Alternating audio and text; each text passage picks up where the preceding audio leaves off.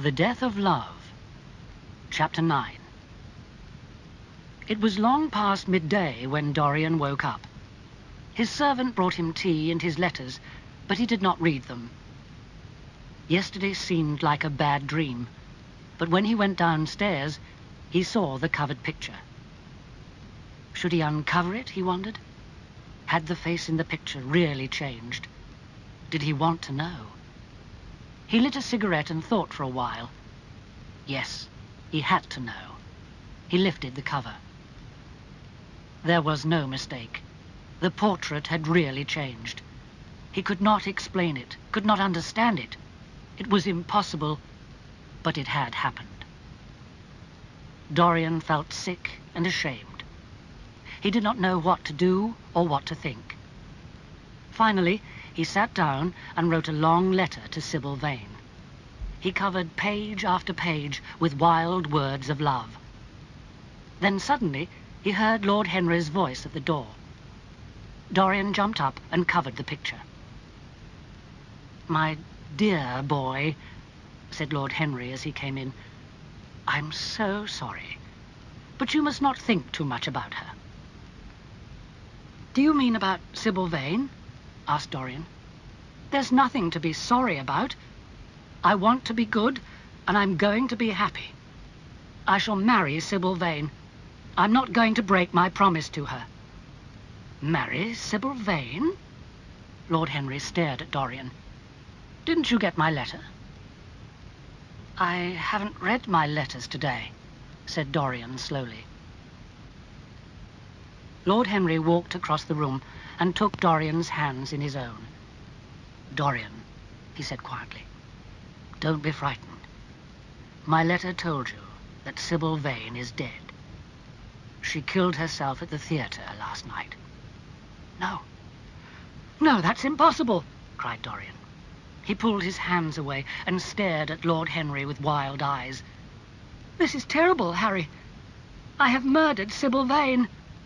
"She killed herself," said Lord Henry calmly. "You didn't murder her. She killed herself because she loved you. It's very sad, of course, but you mustn't think too much about it. You must come and have dinner with me." "Harry, listen. Last night, I told her that I didn't want to see her again. But after I left her, I realized how cruel I had been. I decided to go back to her, to marry her. And now she is dead. Harry, what shall I do?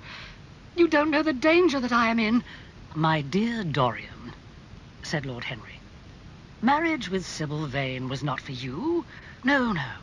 Marriages like that are never successful. The man quickly becomes unhappy and bored. Of course, he's kind to his wife.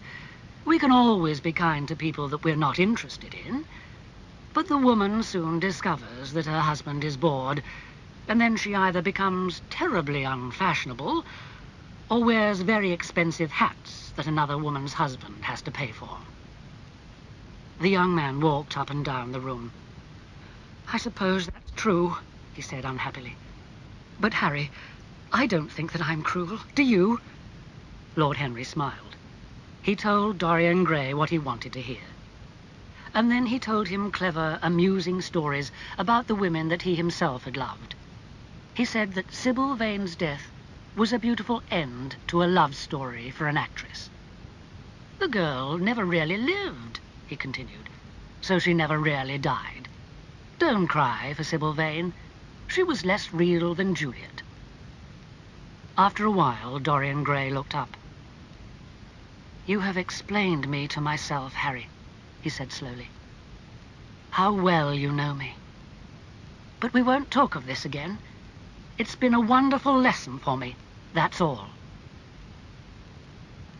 When Lord Henry had left, Dorian uncovered the picture again.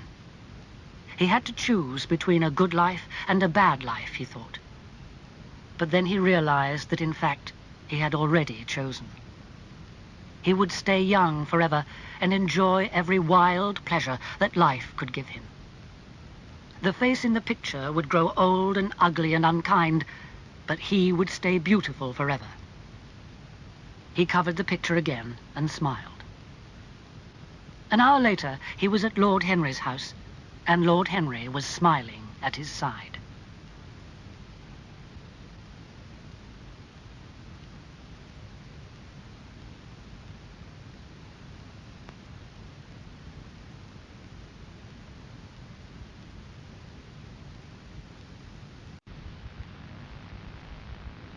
Side 2. Chapter 10. While Dorian was having breakfast the next morning, Basil Hallward came to see him. "At last I've found you, Dorian," he said seriously. "I came last night, but they told me that you'd gone out to dinner with friends. I knew that wasn't true, of course. I wanted to tell you how sorry I was about Sybil Vane.